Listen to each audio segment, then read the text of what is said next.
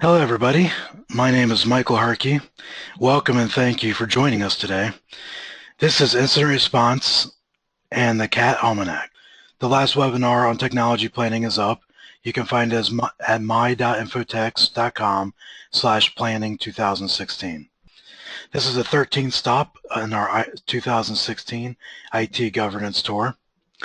And so I'd like to introduce our speaker, the awareness guru from Indiana, the man with 13 letters after his name, and they all spell incident response. Dan? Thank you very much, Mr. Harkey. And welcome, everybody. Thanks for joining us this morning. I now traditionally have a shout out. This one today will be to client Joe. Joe, if you attend this webinar, like you said, you're going to, I hope to hear from you tomorrow when we meet. I'd like to also start off by really just kind of establishing that there are a lot of really good training resources available to small financial institution information security officers and incident response teams. And I'm just going to be sharing today what Infotech has evolved over the years. But you definitely need to, most of you are probably members of FSISAC, and I acknowledge totally the value of FSISAC nowadays. Now that we're learning to streamline the input and filter the output. And also FSISAC does have incident response exercises. If you can get documentation of attendance to those exercises, we consider that to be a bona fide incident response test, all depending on how your policy is written. But your audit firms are providing good training materials, very good advice on how to train your incident response team, but incident response in general. There's forensics firms out there that you should be engaging with anyway from an incident response perspective. They have some training materials. And even law firms are now getting involved. And boy, the level of their training is very, much higher than what you're probably used to from security people and IT firms and people like Dan Hadaway. And then I did run across, I audited a bank recently, I'm not sure if they're here or not, but they were using a guide by Alien Vault. They're actually a competitor of Infotech's out there. It's the Insider's Guide to Incident Response. If you're a bank or a credit union, I'm sure they'd be happy to provide you a copy of that if you don't already have a copy. And that makes a really good training guide, I find, for your incident response team. I can't provide it to you directly because we're not Alien Vault, but it's a very good tool. And so, again, Infotech has been a managed security service provider, meaning that we watch networks. In the early days, it was mainly the networks of people who had been burned. They got hacked, and so they realized that we need to do something about technology risk management. There wasn't a lot of guidance or a lot of, and I'm talking about some of our clients, they're not banks or credit unions. And so, since, 2000, we've been involved in helping people respond to incidents. And we've, developed some tools over the years that I want to share with you. And really what the webinar today is going to be focused on is the tools that you can use and develop to train your incident response team. And so, if you've been to my webinars this year, as Michael said at the beginning, this is the 15th stop, I guess, this year. It's the 15th webinar we've done in 2016. We canceled the December webinar, so it's too bad we couldn't have done 16 in 2016. But in several of these webinars, we've talked about a tool that we developed called the MAIT.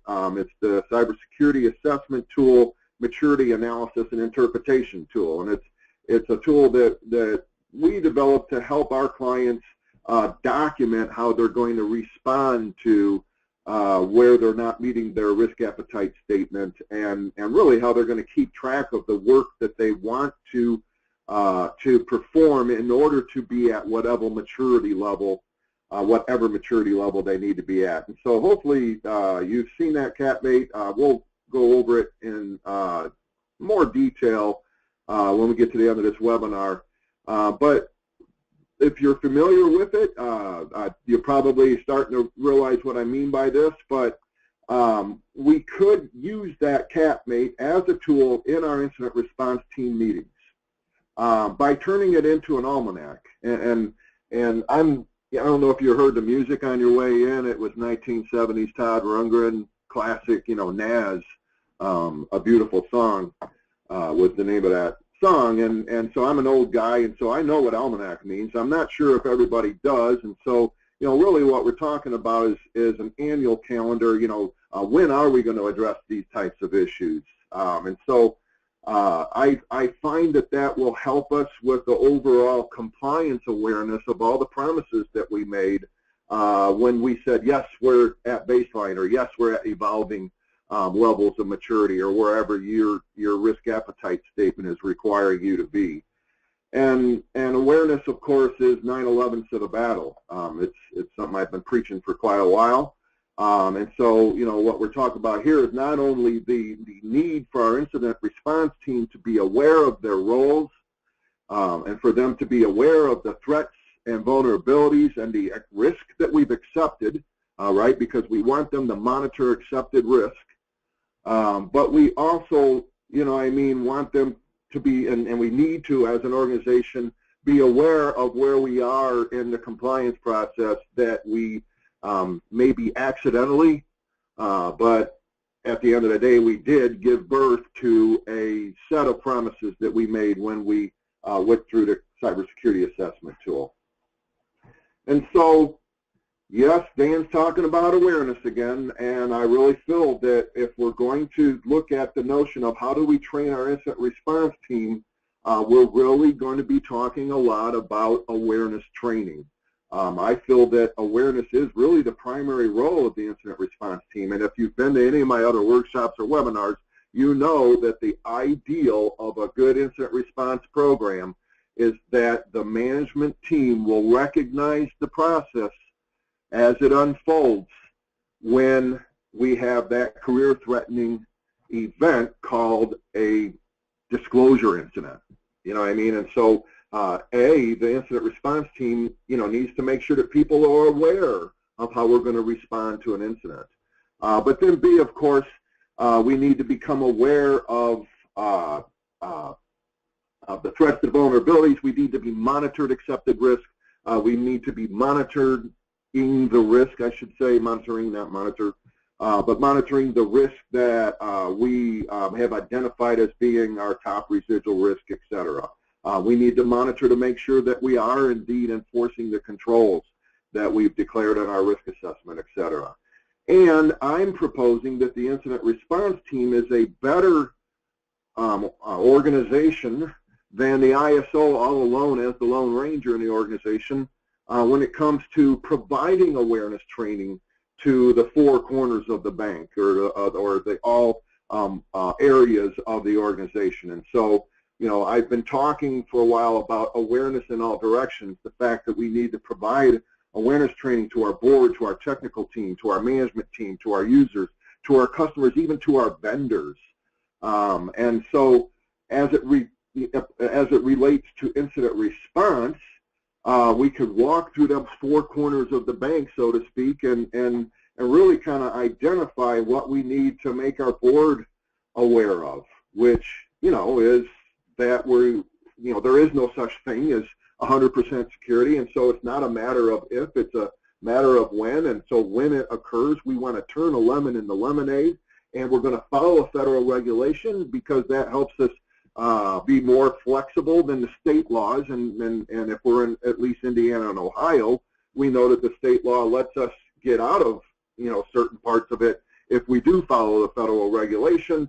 And we need to test our incident response plan, and we're going to report to the board, based on a certain set of criteria, which is usually the results of our incident response tests, any kind of disclosure incidents in real time, and any kind of, critical severity incidents on an annual basis or quarterly, or however your plan identifies that. And so the policy, if it's written properly, can be how we provide that awareness training to our board of directors.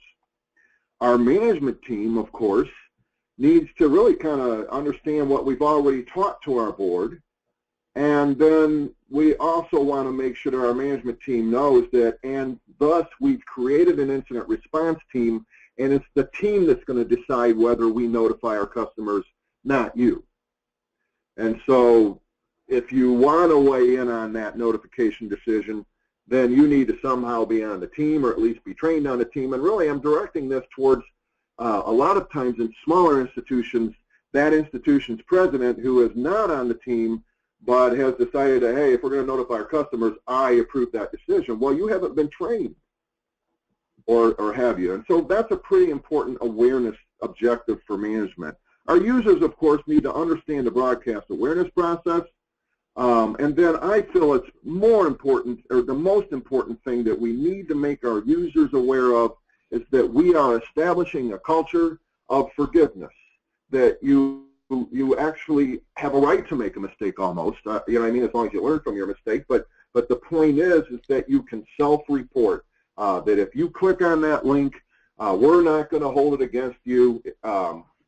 Please tell us that you think you might have just put malware on your system, et cetera, et cetera. The broadcast awareness process that we teach, at least, and I encourage you to teach this to your users as well, and I mean all of your users, anybody involved in protecting information should know that if you suspect something, we need to start by getting with our supervisor and deciding who's the appropriate everybody that we should be informing of this suspicion.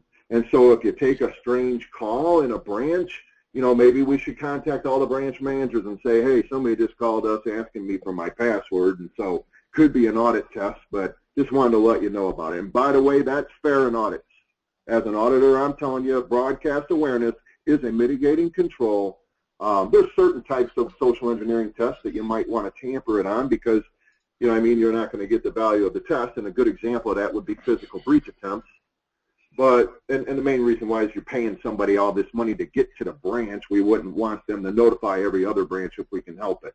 But for pretext calling, for phishing, for most social engineering type tests, let's test our broadcast awareness process. Let's see how long it takes for us to get with our supervisor and inform everybody. Now, we also want our users then to understand that it's after we've made the appropriate everybody aware of the suspicion that we bring our ISO into the loop, okay? And this is important because we've run into situations where people have noticed something, and so maybe they forward the message, or they've sent an email message, or they've left the voicemail for the ISO, and then the ISO being on vacation or whatever, time has transpired before we've realized we need to make the appropriate everybody aware. So this is a process that must be followed in order, which is very, very normal in incident response. And so once we've informed the ISO, we need our team to know, we need our user base to know that the ISO then is the person who invokes the incident response team, and the ISO really isn't the person who responds to the incident, it's the whole incident response team, because we need them all the way in on whether or not we're going to inform our board, the authorities, or our customers. And so we find that when your team at large understands the broadcast awareness process, you're in a position to respond to incidents much more quickly and much more appropriately. The technology of team, of course, needs to be aware of, you know, what we're using to monitor risk. And, you know, usually they understand that we've got IPS, IDS, event log management, there's a SIM, you know, that our MSSP is providing. Et cetera. But we also want to make sure the technology team understands that we're monitoring non-technical risk as well. And so if you do see people forwarding emails, there's a person on our incident response team that plays the role of monitoring for policy enforcement. You don't have to deal with it. You just need to let this person know so he or she can bring it into the incident response team meeting so we can decide how to respond to the risk of people not enforcing that particular control. We need to make sure that our technology team understands our intrusion detection methods. If nothing else, we want to have the deterrent of we're watching everything you do too, once you have that good event log management system in place. And also, they can assist in an incident a lot better if they understand how our intrusion detection system works. Of course, they need to really read the incident response plan and be, taught it too. Even if they're not on the incident response team, we want them to understand the plan, which will then take care of the classification and team roles. And then finally, of course, we are totally relying on our technology team. And this, by the way, for smaller institutions could be your network support provider, that IT person that's in your local community who you've hired to come in and help when necessary. That person might at least need to be, put on notice that we're counting on them from our incident response process, and we are relying on them to know methods of containment, because we're non-technical people, and other than unplugging the computer from the wall and not turning it off, we're not exactly sure what we're supposed to do from there, and et cetera, et cetera. And so, of course, the incident response team then, which I know you think this is what the webinar is supposed to be about, but, the incident response team needs to be aware, of course, of how the incident response plan is put together. There's usually two parts of that plan that I see people referring to, which is usually the classification section. How are we classifying the incident? And then also the second part is the triage process, is what I call it, or the first we're going to contain the incident, second we're going to analyze and figure out where the data went, third we're going to do this, fourth we're going to do it, the triage process. But then also, where I feel like a lot of organizations need to kind of start working towards is, let's make sure our team is aware of the response tools that we have available. I'll show you some of those today. And then, of course, incident classification and how would we probably respond. We want them to recognize the process as it unfolds. So, a decision tree is what we recommend you use to walk people through once a month, hey, if this happened, how would we respond?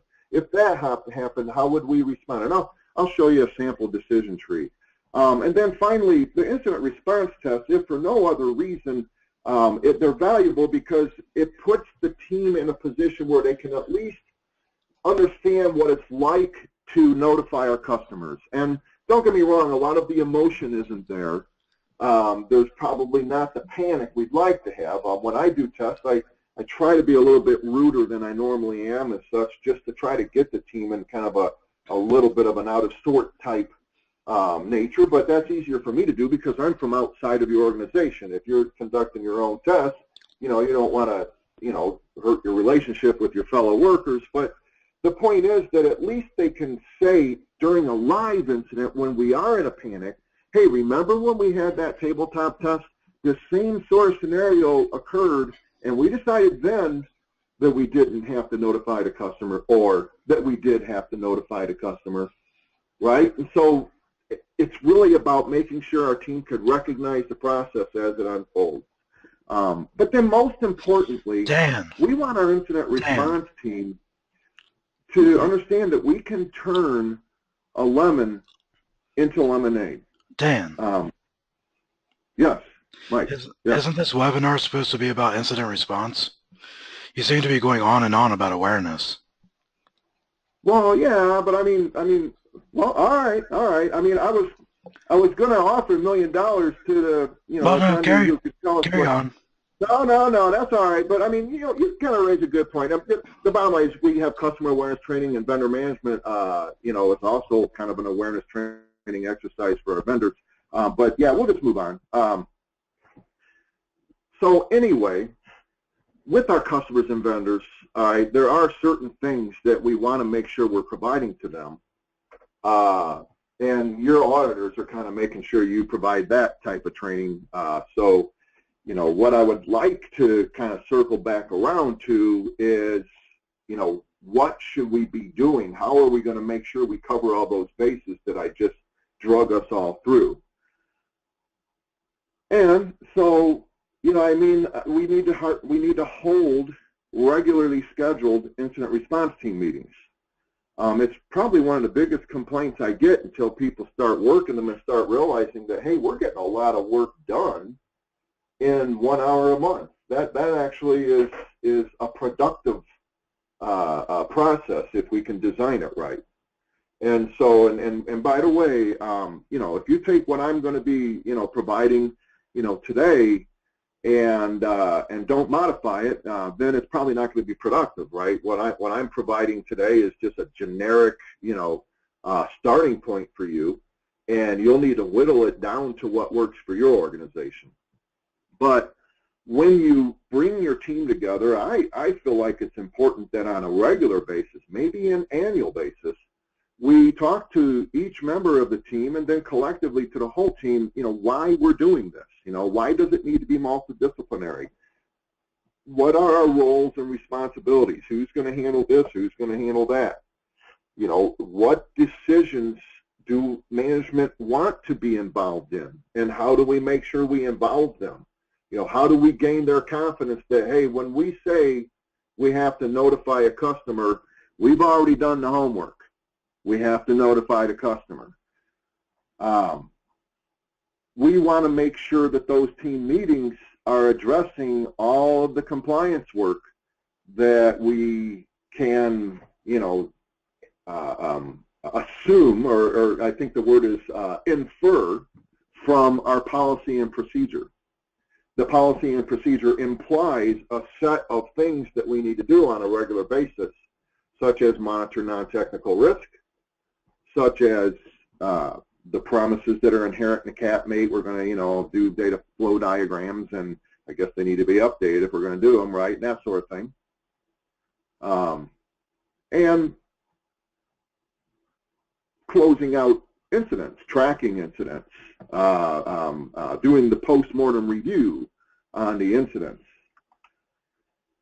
and making sure that we understand our incident response plan, how it works, the parts of it that seem to work best versus the other parts that seem, you know, I have a couple banks that after they've been tested, they said, you know what, even though it doesn't make sense the first time you read the plan, I'm moving this, this, and this to the front of the plan, so because that's all we spend our time on whenever there is an incident.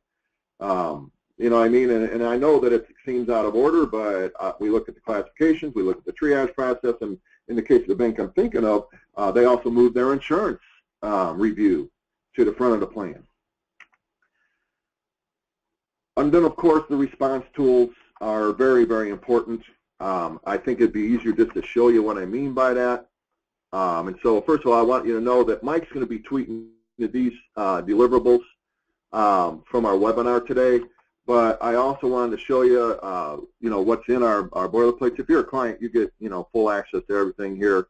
But you can develop this stuff on your own. I mean, this does not take rocket science to develop once you get the idea, once you know, you understand what we're talking about. And so, you know, what we encourage our clients to do is to keep kind of a directory structure of what's not in our plan. So what I mean by that is that, you know, we have an incident response policy, we have an incident response plan, but so we don't paint ourselves into a corner.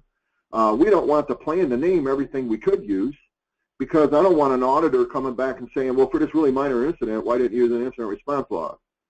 Well, because it was really minor. You know what I mean? Let's just not require the log. But if we're not going to require it in the plan, we really need to make sure our team's aware that it's available in case we decide we need it. And so what I mean by that is that, you know, that we could, if we're scared, okay, you know, I mean, this might be the one that we meant when we said it's not a matter of if, it's a matter of when. And so if we get really scared to where we're saying, well, let's make sure we document this right, let's already proactively have a log that asks every single question that could be asked about an incident, so we've really got that baby documented well.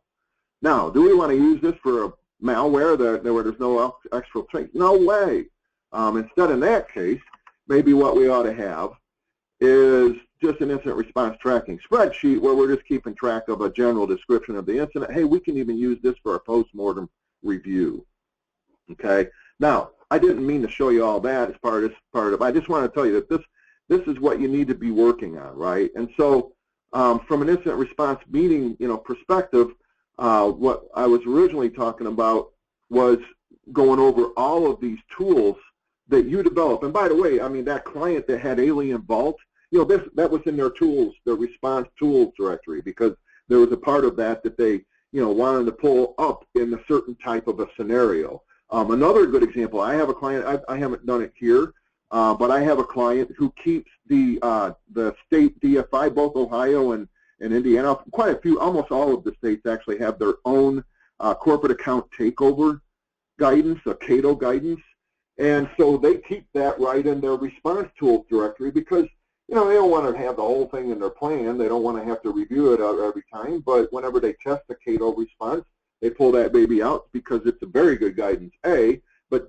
B, when the DFI comes in after an incident, wants to know, you know, how did you respond to that CATO, they're very proud of their guidance, and they're going to want to make sure you follow that particular, you know, scenario plan is what we call it, right? And so breach notification letters, of course, most people at least have that.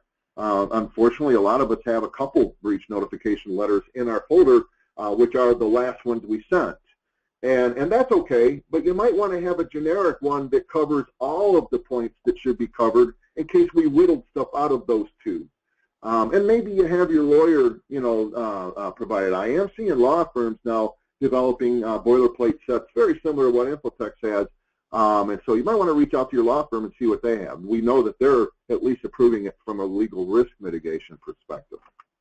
So, you know, response tools are a very important part of what we want to teach our incident response team. But then also, how are we going to react in certain types of incidents? And so what I've been encouraged, we kind of developed this way back in like 2002 or something, out of the need to arrange proactively with our managed security clients when this happens, how do you want us to respond, right? And so we've actually developed a decision tree that's kind of it's kind of proprietary to us. What we provide isn't the whole 9 yards of what we bring into the picture with our clients. But what we're really talking about here, in the early days, we were like, hey, we'll document how we're going to respond, and so we had a blank one here. But quite frankly, now you're painting yourself into a corner. I mean, it didn't really work out as a policy tool. It's you wouldn't want to say, hey, this is how we're going to respond. But instead, what we're finding is that if you sit down with your incident response team and say you decide we're going to meet monthly for an hour, maybe every other month you say, hey, let's go and randomly choose an incident and our decision tree here and talk about, hey, how are we going to respond? Let's get one. If we find offensive or illegal files on our network, what do we do when that happens? How are we going to respond to that? How are we going to respond? If a customer asks a question about our technology and we don't know the answer, and that might seem like, well, we already got problems. Well, maybe we ought to talk about it anyway, or maybe not. Maybe you take that out of your decision tree. But the point is that that's a way that you can train your team. You can develop a proactive, when this happens, this is how we think we're going to respond. We don't want to commit to it, but we want our non-technical people to recognize what can go wrong technically, and then we want our technical people to realize that, hey, there's a lot of non-technical stuff that the team has to understand as well. And by the way, the technical stuff, that's what you're seeing in your intrusion detection and in your intrusion, in your event log management system. These are the types of issues that, you could find in your event log management, or your event logs, I should say, or from an intrusion detection, intrusion prevention. These are the types of notices we could get from our MSSP. If our MSSP says, hey, we're seeing a brute force attack on this particular asset, how are we going to respond to that? Is that something that we need to call the whole incident response team together for, or can we rely on the technical part of that team to handle that and to just keep us informed in our next monthly meeting? Those sorts of things are very, helpful to work out in advance. And then meanwhile, while we're going through it, we can also talk about reporting. Is this something that needs to be reported to the board? Is this something that is going to require us to report to our customers? What I'm seeing a lot is people are kind of, in advance are saying, hey, there's certain things that we clearly have to report. There's certain things we clearly don't have to report. And then there's stuff that's in the gray area. And so if it's clearly yes, if it's clearly no, let's not call the whole, let's not invoke the whole incident response team. But if it's a gray area, that's when we need to assemble as a team and start, walking through the triage process. And so I already showed you the decision tree. The most important, the most valuable, I should say, it's not the most important, it's tied for the most important. Really, the most important is we can turn a lemon into lemonade if we conduct ourselves properly, okay? But the bottom line is that the most important thing that we can do from an incident response testing process or a training process is to test our incident response plans. And there's a lot of different ways we can do that, but really what guidance is calling for, if you're a financial institution, is that we have a test plan, that we have a minutes from our test, and that we have a post-mortem review. And so, of course, if you have a real incident, the question always comes up is, hey, we had a real incident. Can we treat that as an incident response test? And the answer to that question is, if you have a post-mortem review, we're going to be more apt to say we can. But, frankly, it doesn't include a test plan. A real incident is not really an incident response test because we don't have an incident response test plan. Now, having said that, I will say that, I just left an organization about 2 weeks ago that had, they had done testing in 2014. They did, a tabletop test in 14. They did a tabletop test in 15. Already in 2016, they had 2 actual incidents. And so they wanted to know, because they could still get their test done if they, it was a couple of weeks ago, so they still had November and December to do their test, did they need to do a formal incident response test? And so, their incident response posture was in a satisfactory condition. It was actually close to excellent. In other words, when we reviewed their policy and procedure, there weren't any, big findings. I think there was like some new stuff. We wanted them to work on their insurance, that sort of thing. But B, they had a postmortem review for both of the live incidents, and they had documented not only, what had they learned from the incident, but they also had an action plan that was executed. They had already made the changes that came out of what they learned from those 2 incidents. And so I basically decided that, hey, since, I'm going to be auditing you, next year, I'm okay with you calling these 2 MAIT tests your incident response tests. I feel like you got the value from them. You did a good job of documenting them. The team learned from them, and, et cetera, et cetera. And so the point being is that I feel like we did a good job of testing the team, even though they didn't have a test plan. Not every auditor will agree with me. I've run into auditors, I've run into examiners that, they just feel like, it doesn't have a test plan. So when we do our tests, though, we really should, the test plan should identify the scenario. The main reason why I feel that's valuable, and don't get me wrong, the guidance wants us to identify the scenario. So we want to do that just for compliance reasons. But I've watched this over the course of the last 6-7 years. And the value that comes out of that is the team starts studying up on that type of scenario. And so I feel like if we didn't identify the scenario, they might not have studied up. And so I'm liking it because it's causing the team to study up. Now, if there's people in our audience here who are going to be tested by me soon, I hope you don't feel manipulated. But seriously, we want the team to kind of focus in on the scenario and kind of learn a little bit about it, really to kind of go through that decision tree process. How would we respond if we lost a mobile device? But at the end of the test, you should have exercised at least one disclosure incident. All right, and regardless of the scenario, DDoS attacks are kind of hard to do that, but I have ways you can do that. You can basically just say, and the DDoS attack, in in your last sub-scenario where it's the black swan scenario, you can say, and the DDoS attack, the purpose of it was to cover a corporate account takeover, and now, you're at least testing, it's not a disclosure incident, come to think of it, but you're at least attesting, an incident that, well, that's not a disclosure incident. So the point being is that other than a DDoS attack, if that's your scenario, you want to make sure at least one of your tests is a disclosure incident so that, again, your incident response team recognizes the process as it unfolds. They get the benefit of understanding what it's like to inform their customers. What do we have to do when we inform our customers?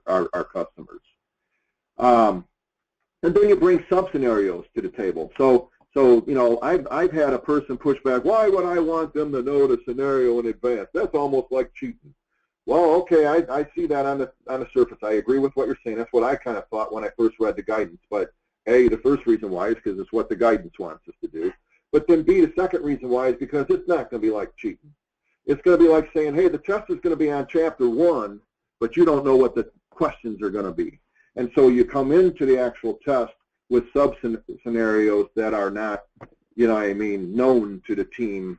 You can still, believe me, you can use the element of surprise a lot with your sub-scenarios. I like to come in with sub-scenarios where we clearly do not have to inform the customers. And I usually start off with one, clearly do not have to. The second one, we clearly do. And then the rest of them is, those gray areas where we can get some debate where, the team is benefiting because they're exercising the decision centered around, is there a potential for misuse? You want to make sure you document attendance. I tell you, I have to be honest with you, it's everybody has to be at the test. There's a reason you're on the team. You've been assigned a role, and so if somebody's not making it to the test, at least send a replacement. Your auditors frown on 5 of 6 in the test. Now, if you do really good in the test, you can probably overcome that, but I also think you should know that if the president's on your team and the president can't make the test, it kind of goes back to the, is the president going to accept that we're notifying the customer, or is he going to second guess us every step along the way? So, no offense to presidents. I used to be one myself, but the long and short of it is if they want to be involved in the notification decision, they have to be notifying, your customers. So, they have to be on the team, I should say. Let's set realistic goals for our team. Maybe the first 3-4 months, the meeting is 90 minutes and not an hour. Okay, until we get used to what our agenda looks like, how it works, etc. And of course, this would be the first 3 or 4 months after a new, plan is executed that requires that team. Let's try to have some surprise elements. Let's try to exercise at least one black swan version of the scenario. Let's not hold people, let's allow people to make mistakes when it's a test, right? Instead of when it's a live situation. What the whole point of it is that we want to walk away from this test with several, lessons learned, kudos, and action items is what I always look for. And as an auditor, if I'm looking at a test and, it's the first time you've done a test and you don't have any, action items or you don't have any lessons learned, I'm feeling like the test failed. All right. Now, if it's your 40th test, I can see, yeah, all right, you're probably not going to have a lot of new lessons learned. If it's your first, second, third, fourth, I'm seeing lessons learned, at least until you get through exercising all of the different scenario types that you could experience or that are likely, that are identified as high likely in your risk assessment. The problem about trying to facilitate your own test is that you're on the team usually. And so if you're going to do your own testing, ideally you can find somebody else in your organization to facilitate that test for you.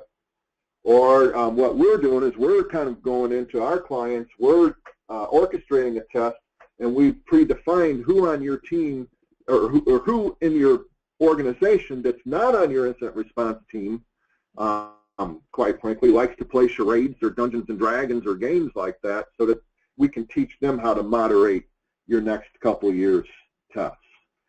Again, there's a lot of good organizations out there. There's a lot of, potential opportunities. I have a couple clients that took advantage of the 2015 Homeland Security Department offers to test networks and do incident response tests and that sort of thing. So you got to keep your eyes and ears peeled, but there's ways to get third parties to help you implement tests without paying your auditors. Lots of different types of scenarios that could be tested. I guess now what I'd like to do is just kind of switch the focus of our webinar this morning to what I think are two very important tools that you can use to ensure that your incident response team and the rest of your organization is properly preparing for when, not if. And so I'm going back to the incident response program, and I'm really wanting to kind of drill now into the whole meeting process. Of course, we already talked a little bit about all the training tools. I'm saying that, hey, and you probably don't keep your this is our tool, by the way, but I'm sure not everybody's using our tool, but your cybersecurity assessment is probably not being kept in your incident response program. It's probably being kept somewhere else in your folder structure, but it becomes a really good tool. Sorry, I guess I already have it open for a lot of things, of course, but one of the things we can use the MAIT for is to drive the follow-through on whatever promises we might have made during our assessment. And so in our cybersecurity assessment tool, if you've had a chance, if you've already seen it, you've had a chance to explore some of these weird columns over here on the right, and by the way, these columns evolved, so if you don't have them, you might want to get, Michael's going to send you the most recent version of our tool. And what's nice about it, since all of these statements are numbered, whenever you get a new version of our tool, it's really easy to just insert a new column and add whatever's different from the tool you have now, because it'll all line up to these numbers over here on the left. Okay, and so if you've seen my webinars before, you probably also know that I always start off by unfiltering and then refiltering the tool, and I always go one further just to make sure I have everything in case I've hidden a column or something. All right, but what I want you to get used to is the notion that over here in column R, or at least this tool's column R, we've identified certain, SC stands for Steering Committee, IRT stands for Incident Response Team, and then CMT stands for Change Management Team.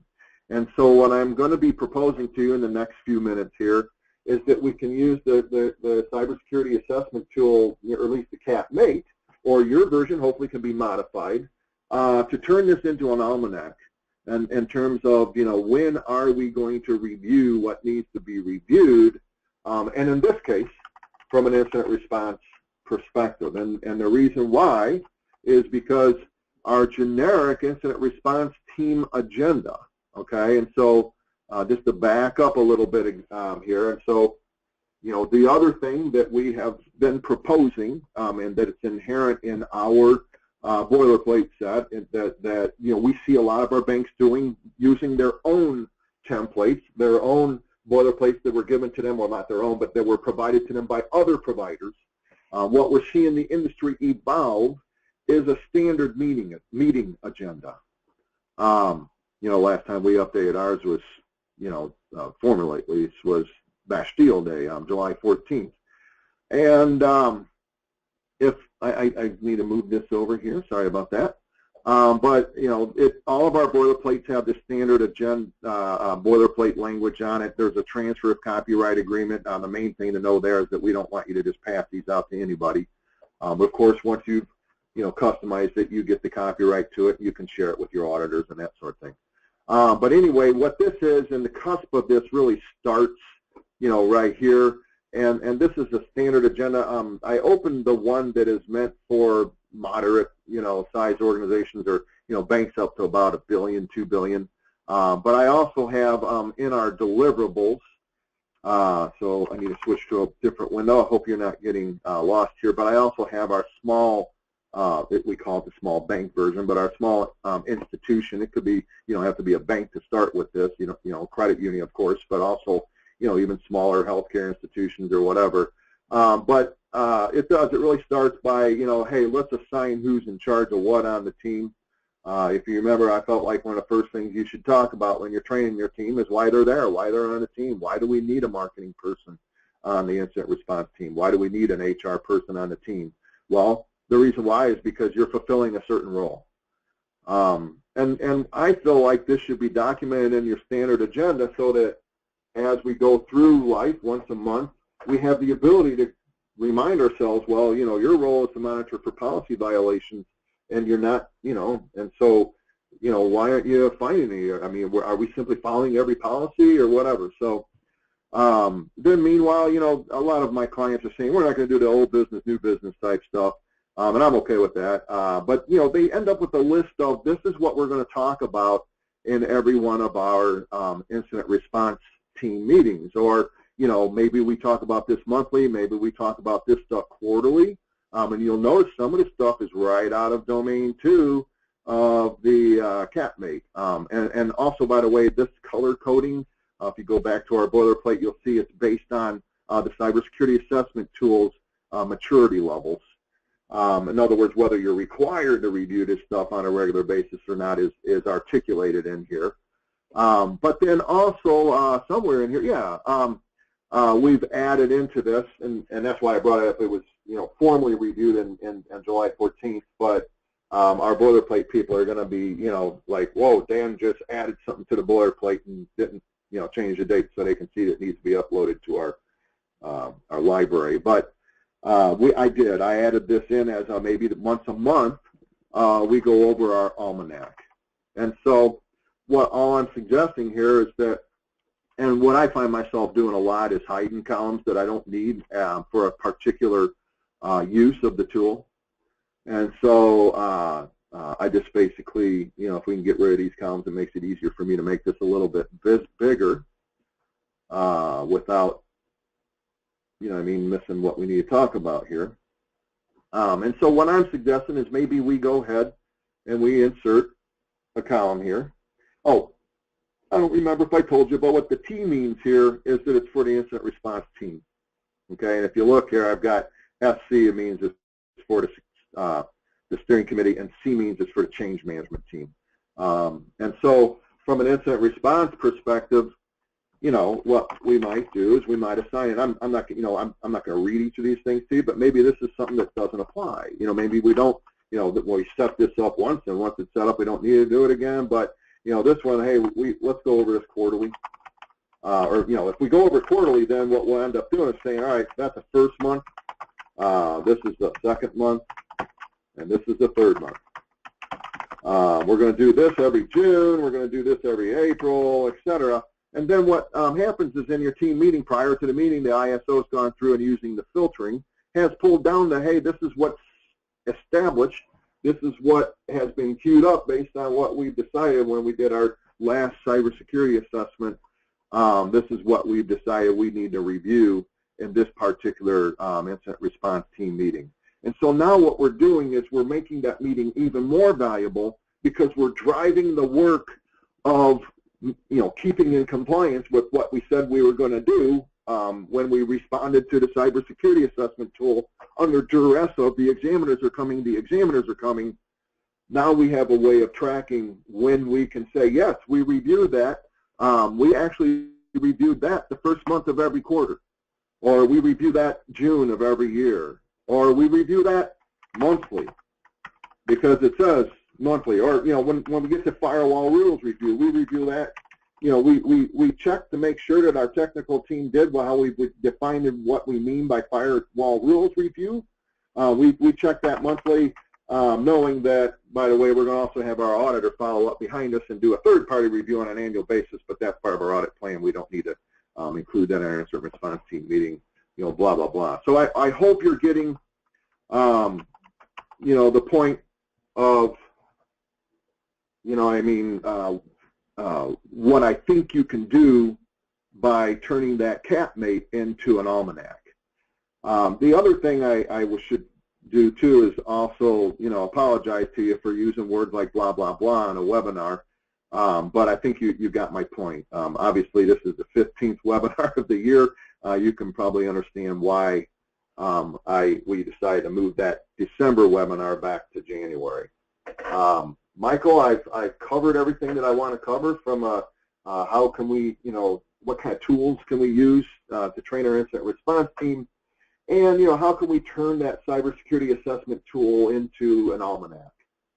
So I feel like I'm going to turn the control of this meeting back over to you. All right, thank you, Dan. We have a poll up right now. If you guys could take a look and vote, we'd appreciate it. And as you're doing that, also if you have any questions, feel free to raise your hand and we can get those questions answered by Dan or myself. And yeah, I'll just give it another few seconds here for this poll and close it out.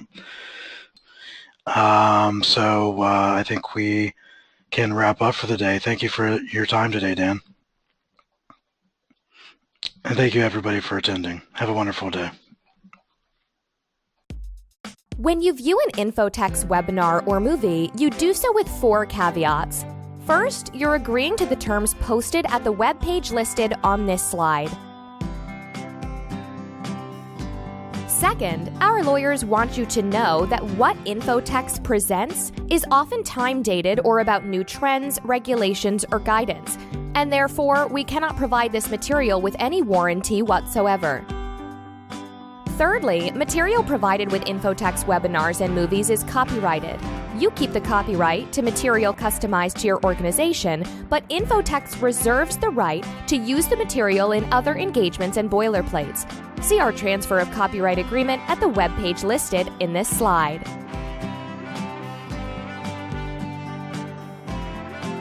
Finally, those who view our webinars or movies may be added to an email mailing list. If you do not wish to receive notice of additional educational opportunities, please accept our apologies and please opt out at the web page shown on this slide.